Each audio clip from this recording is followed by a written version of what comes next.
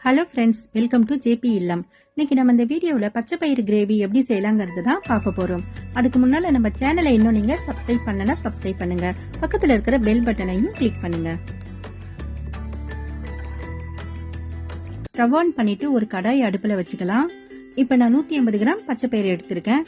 அதை கடாயில போட்டு நல்லா வறுத்து எடுத்துக்கலாம்.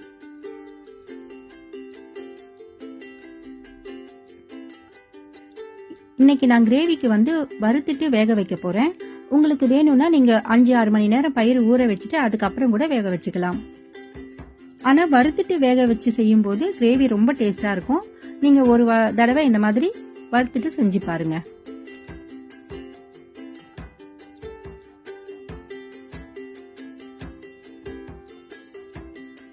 இப்ப நல்லா வறுபட்டுருச்சு. ஸ்டவ் ஆஃப் பண்ணிட்டு இந்த பயிறு ஒரு பாத்திரத்துல போட்டு 4 தடவை நல்லா கழுவி எடுத்துக்கலாம். இப்போ கழுவின பச்சை பயிரை ஒரு குக்கர்ல போட்டிருக்கேன்.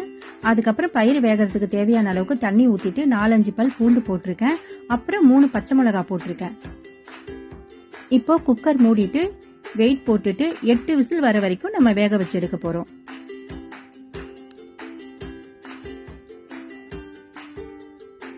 எட்டு விசில் வந்ததுக்கு அப்புறம் ஓபன் பண்ணி பார்க்கலாம்.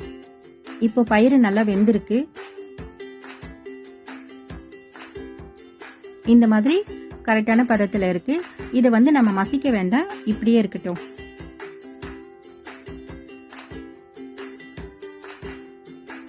இப்ப ஸ்டவ் ஆன் பண்ணிட்டு ஒரு கடாய் அடுப்புல வச்சுக்கலாம். 3 ஸ்பூன் அளவுக்கு எண்ணெய் ஊத்திக்கலாம்.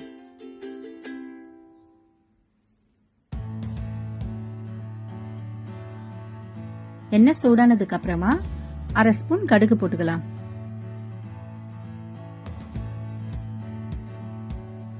அப்புறம் 1/2 ஸ்பூன் சீரகம் போட்டுக்கலாம். இப்ப இதெல்லாம் நல்லா பொரியட்டும்.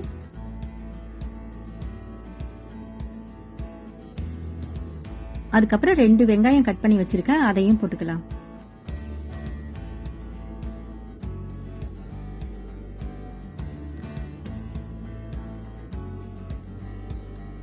ரெண்டு தக்காளி கட் பண்ணி வச்சிருக்கேன், அதையும் போட்டுக்கலாம். இப்ப வெங்காயம் தக்காளி எல்லாம் நல்லா வதங்கணும்.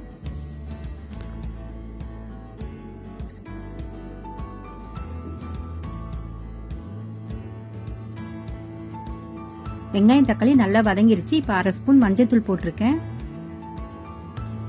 1 ஸ்பூன் தனி மிளகாத்தூள் போட்டிருக்கேன்.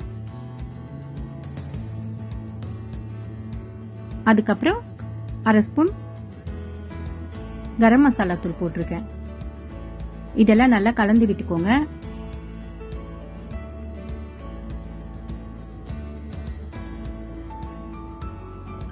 அதுக்கப்புறம் நம்ம வேக வச்சிருக்க பச்சை பயிரை இதுல போட்டுக்கலாம். இந்த பச்சை பயிறு கிரேவி சப்பாத்தி, இட்லி, தோசை எல்லாத்துக்கும் நல்லா இருக்கும்.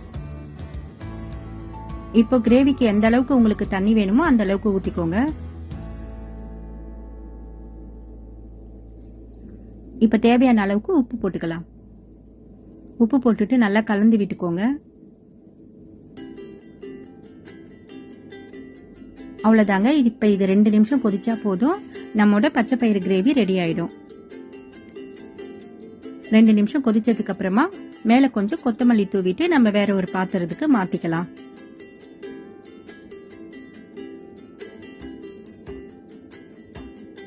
இதே மாதிரி நீங்களும் உங்க வீட்ல ஒரு வாட்டி ட்ரை பண்ணி பாருங்க. இந்த வீடியோ பிடிச்சிருந்ததுன்னா லைக் பண்ணுங்க, ஷேர் பண்ணுங்க, சப்ஸ்கிரைப் பண்ணுங்க.